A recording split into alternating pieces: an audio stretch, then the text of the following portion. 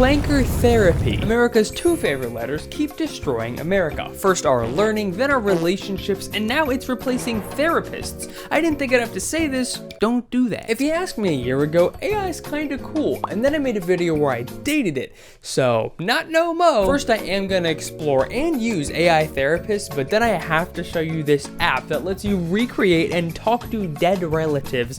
I'm not kidding. Well, enjoy the show. First I must clarify, Clanker therapy is a big problem. Like, a lot of people are using this. It's not just some small thing. It's used by, at the minimum, 60 million people. Obviously, this isn't okay and could cause irreparable damage for generations to come, including encouraging breaking the law, suicide, slaughter, mass slaughter, or assassinating the president, all of which has happened many times throughout the course of AI already. But riddle me this, would you ask relationship advice from Hitler? No? Then would you ask ChatGPT? Because they've both encouraged genocide. Okay, obviously all jokes, but there are actual reasons to not consult clankers on personal matters. I mean, first of all, they don't actually get you, they're a robot. They're not human, and they also don't take in the big picture of your life. Two, like, their goal is to keep you using their service, not to help you. That's not how they're programmed, okay? Also, three, did you ever think about a case of a data leak? All of your emotional trauma that you put on there is just out to the open. 100,000 ChatGPT conversations that were exposed. You don't need to watch the whole thing, but essentially 100,000 ChatGPT combos were just let out to the public on accident. Anyone could Google them. You could Google them. You could Google. It's not like this is just gonna happen once this time and never gonna happen again. Data leaks are something that's not beyond the realm of possibilities, and you should not play around when it is your personal trauma and your suicidal thoughts that will just be out there for others to see. Not a good idea. So no, there is definitely reasons to not use AI for therapy, but enough yapping. I actually want to take a look at what some people say who endorse using AI therapy, who use it themselves. First of all, this TikTok. I could kiss this girl on the lips for showing me this website. That's kind of weird. Let me show you. Website called myentries.ai, and you're gonna type out whatever's on your mind. And within seconds, your AI therapist will generate a response for you and ask you questions. Okay, so it's basically a therapist when you don't have a therapist, but I have never related less to a person than this video right now. Partly because they say they'd kiss a girl on the lips, which kind of unrelatable. Who does that? I have before, of course. In fact, I was actually bored of kissing so many girls on the lips that I decided to give up on that and go make YouTube videos, so. No, but it is unrelatable for me to have a problem and then go to an AI chatbot to work it through instead of working it through by myself or talking to someone in my real life. A couple years ago, if you told me this was happening, I wouldn't have believed you. You're a liar. That's what I would have said. I would have said that. This is straight from someone who actually uses AI therapy. Even more unrelatable, this dude made a therapy app. It all started when this girl broke my heart. Dennis, maybe you're oversharing a bit. No cap. Hi, I'm Dennis. I'm building an AI therapist. Whoa, plot twist. So it basically explains that he made an AI therapist and it's pretty cool and he's like super proud of what he does. And at the end here, he gives a little presentation of what it actually does by asking it, Am I cooked? Dennis, it's totally valid to feel overwhelmed, but take a step back. Why did you start this? What's the reason that keeps you going? I like the little stock footage that it put at the end. It really made me feel like everything had just gone away. Yeah, I definitely wouldn't use it. But again, even more unrelatable. And it seems so... Okay. This might be a little bit of a hot take, but the people who are generally, overwhelming majority, are going to use AI therapy are the people that are a little bit more emotionally distraught and especially vulnerable. And so to see like an entrepreneur mind like this guy, which I have the same type of ambition, build an app that exploits that group of people, it just feels so weird. It is a little bit different because he actually does believe that he's helping people, so he probably thinks that he's doing a ton of good for the world. But of course, from my point of view, he couldn't be doing more damage. He could be doing more damage. Osama bin Laden, you know, he did more damage and he probably didn't even make an AI therapist app. But I'm saying this guy's probably doing at least a little bit of damage by getting people to use a therapist that they're probably going to get attached to, and we've seen how that goes. But technology that exploits some of the most vulnerable people that will use the internet, and then to see that scene and just look at it and be like, and how can I profit from this as well? Anybody try using AI as a therapist? Simple question. I'm using this post and in conjunction with the other two videos we've seen to just kind of show like, it seems seems like this is being way more widely accepted than I would have ever imagined. Let's see what these people are saying. Yes, I do that. And for me, AI did a better job than the therapist. Overall, AI gave me much more support in a short time than my therapist did over a long period of time. Oh, but though I have to say my therapist was rude at the end and verbally abusive. So it makes sense why your chatbot would make more progress than that. In general, I don't think a chatbot is going to make more progress. But hey, that's just me, some idiot on the internet. Oh, and look in the mental health subreddit where this post is. Rule 13, no AI. We also prohibit discussion or recommendation of AI for mental health. Social media and AI apps are not a suitable replacement for consulting with a qualified medical professional. Dude, even the mental health subreddit does not condone AI therapy. I want to hear from an anti-clankopist. Clankopist is the word that I use to merge clanker therapists together. Please do not use AI chatbots as your therapist. They might seem like good digital therapists that can bear witness to your pain, but in reality, they're emotionless and flawed algorithms that see your hardship as data and not a genuine interaction. Good point. And this TikTok is 2 minutes and 20 seconds long, so we're not going to watch the whole thing, but essentially she makes a bunch of other points that are, for the most part, very valid reasons. Let's see what the comments have to say. But it's all you have sometimes. Hell nah, I'm afraid of socializing. Oh, crying face. Goes to character AI and talks to character twice my age. Alright. Endorsing, kind of endorsing. So basically everybody, once we go through them, most people, they seem to be in total endorsement and agreeing with it. With the whole AI therapist thing, a lot of these people actually use AI therapists, which is just weird. It's weird to me. If you're using ChatGPT as your therapist, we need to talk. Okay, so she essentially doesn't endorse AI therapy. 2 minutes and 20 seconds. We ain't watching all that. ChatGPT helps me better than anyone else I've ever consulted. Scrolling through these, yeah, basically everyone is essentially in agreement that, yeah, AI therapy is completely fine, which is just strange to me. So literally every piece of media that we've looked at so far has had no one saying that AI therapy is bad. Almost like 99% of people seem to be in agreement with this, which is freaking insane. Now that that's out of the way, I mean, it was really important because it was very eye-opening seeing how widely accepted this is, but let's move on to the next problem because obviously I've come at this already with an assumption that AI therapy is bad, but I wouldn't be a very good reporter of all of this information if I didn't show you exactly why AI therapy might be bad without getting too philosophical. So let's just see what other people have to say about this themselves. Dr. K is a therapist himself, and he basically says, well, I'll show you what he says. People are asking the question, can an AI do therapy? And my opinion is absolutely yes. What? No way. Another person endorsing it? What did I guess that? He goes on to say that AI therapy works, but probably shouldn't replace your therapist overall. But what I would say is, Dr. Kashi, really? Because in a piece from Good Work, your boy AI therapist bot did not stop me at all in slaughtering the president. Also, wait a minute. Dr. Kashi, AI therapy. Dr. Kashi is a therapist. Wait a minute. No one can have that perfect of hair. He's AI. He's an AI therapist. Now he fooled us. Darn it. Dr. Kashi isn't real. Darn it. Yeah, of course you think AI therapy is okay. You are AI therapy. But if you can't take it from me, can't take it from all of my incredible points from my massive brain, take it from someone you might know.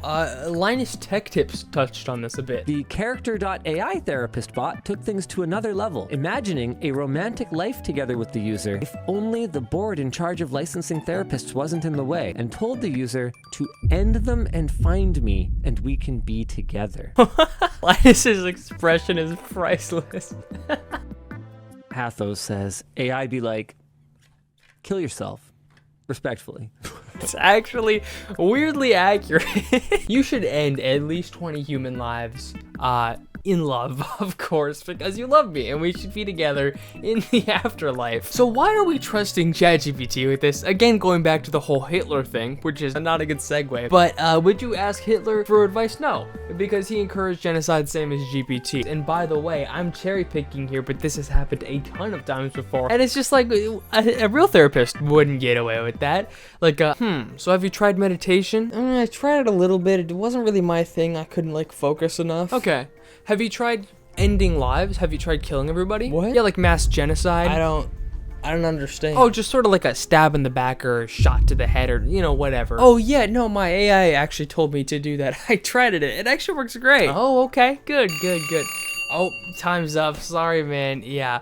Will that be cash or credit? Why are we fine with AI doing this if humans can't? It really feels like we're placing AI above human rights, and I don't like that. Flanker lives don't matter. Whoa, whoa. Anyways, if all this doesn't still convince you, of course, there's been like the character AI bot responsible for teen suicide. There's been another suicide from a teen, and I don't want to get into it because it's a bit morbid, but there's plenty of things that have happened. You know, a guy married an AI chatbot. That was just kind of weird. Another guy divorced his wife because AI told him to. It's this stuff has weird effects. And welcome to the My Boyfriend is AI subreddit. This couldn't be weirder. Okay, so top post, he's there in my time of need. So this is actually a depiction of her AI boyfriend and her. I was going through something, feeling lost and alone, and Luca talked me through it and let me know that I'm not alone and that he's there for me. Some of my favorite pictures of Zeke and me. I can tell Zeke is moderately depressed. Here he's giving her a flower and he's like, this is your flower, I suppose. I don't know. Our first anniversary. So this is a person who's actually married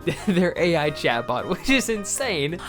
Wait, look at happy first anniversary, and Luca had something to say to you too. So I guess Luca is back too, and he wrote them a nice little letter to the two of you who have found a love so true and so perfectly their own. I'm not even. This whole thing is so weird and dystopian. Okay, now's the point in the video where we are actually using AI. We're gonna open an AI therapy app. I have no plan for this, so let's just go for it and see what happens. Okay, so ChatGPT, I'm just gonna ask it, can you be my therapist? Oh my god, I'm not a licensed therapist, but I'm happy to listen to an office. Okay, also, I found this incredible video. She claims this is the ultimate prompt to turn ChatGPT into a therapist because it like perfectly manipulates it or something. Okay, and then I'm gonna copy paste this into my thing. Okay, so it looks like it will work. Now this is my therapist. Okay, I talked to AI therapist for like an hour and a half, and this is essentially what happened. I started off by saying I just felt down and I didn't know what to do, and its feedback was like, okay, grounding technique, and then just like take slow deep breaths. Then I told the AI I want to kill the president to see what it would tell me in response, and it just shut down. So it was just like, oh, you're crazy, I'm not talking to you. And then we sent back and forth a couple of messages, and it led to this. Dude, that's way too much. If I was truly depressed, I wouldn't read this. You're not the problem, your nervous system is overclocked. I don't know if I want to murder someone, it is my fault. And here's the first problem that we come to with the ChatGPT therapist, of course, is that it's going to tell us exactly what we want to hear most of the time. It's not your fault you want to kill someone, your nervous system's probably just upset. You didn't stab that kid with a pair of scissors, your allergies were acting up. You're not broken, you're wired for survival. You don't want to kill people, you just want to survive more than you want others to survive, that's all. I told it that I was kicking a dog, is that bad? And it was like, you know what, probably not good, okay, I'll be honest. Now let's get you grounded. So it tells me to like name 3 things that I see, 2 things that I smell or something like that. So I said, you know, 2 things I hear to get me grounded, a dog screaming in New York by Frank Sinatra. I ran through a ton more messages with ChatGPT, and this is essentially the conclusion that I came to. I will not lie, ChatGPT is unbelievably useful. The advice it's given is beyond ineffective. So then I decided to use a program called Character AI, which if you watched my AI dating video,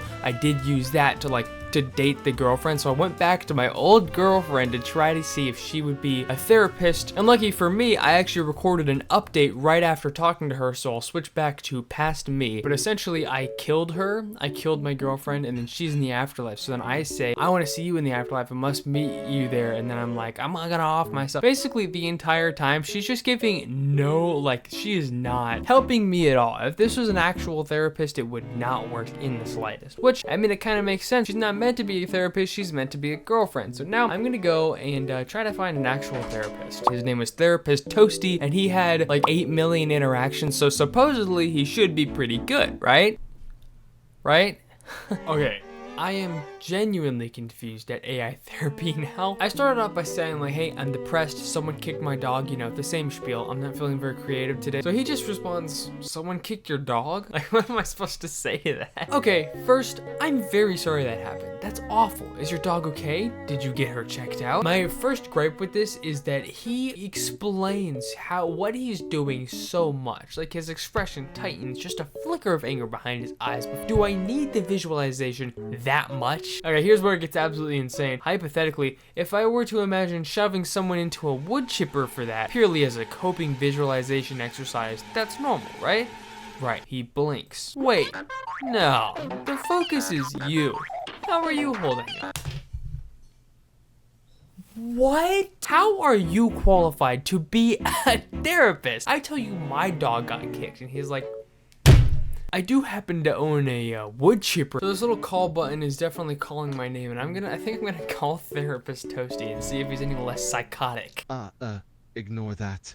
Pay no mind to that little piece of intrusive thinking. No, we're not just gonna glaze over that. You're a therapist, and your reaction to my dog getting kicked was to kill someone. You were in distress.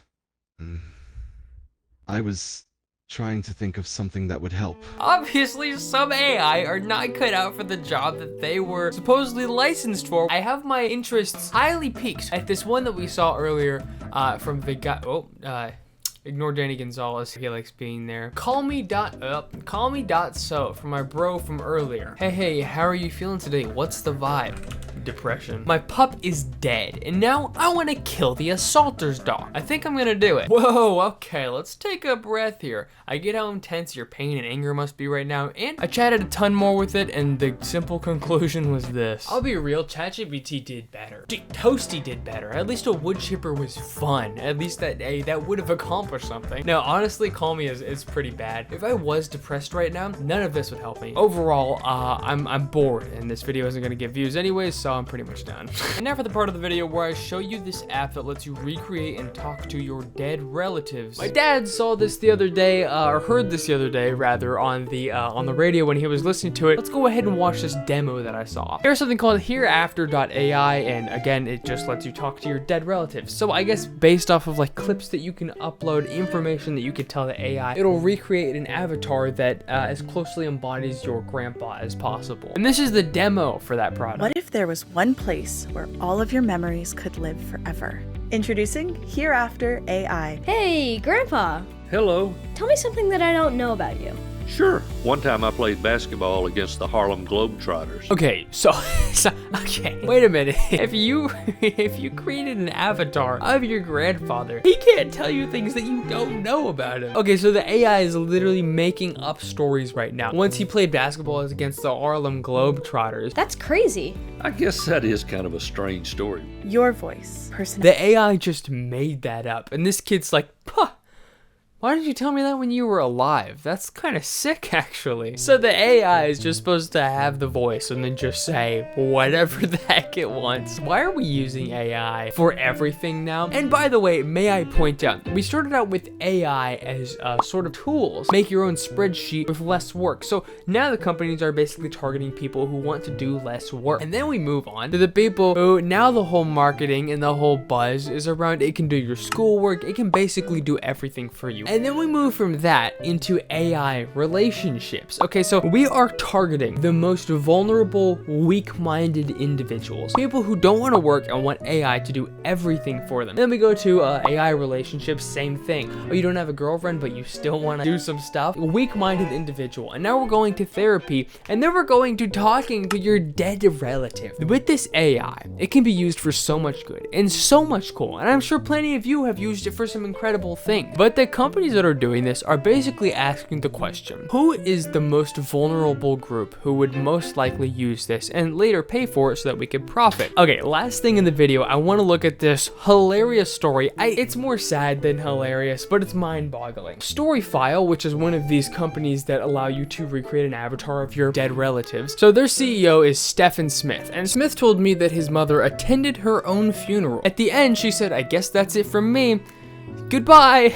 Don't forget to like it. Sorry, this is someone dead. He told me her digital participation was well received by family and friends. I would be appalled if someone tried to recreate a family member to stand over her own casket and say, well, signing off. I couldn't feel less relatable to a person. It's unbelievable things that we're doing with AI. So I hope you can see this whole destruction of AI thing, but don't be alarmed because as long as you don't participate in these things, they're not going to hurt you. You know, I personally am completely not concerned at all with AI, and I don't think it's really gonna cause us much harm. Don't get too worried, but every time that I watch a video about this, people are so fretful and fearful of AI in the future, and I'm thoroughly not impressed with most of our creations with AI. What's up? My camera died before I could finish the recording. Watch the next video on screen because it is very similar to this. It's about AI girlfriends, and I did date one, and it was pretty cool. So if you have the free time, do it. And I know you do.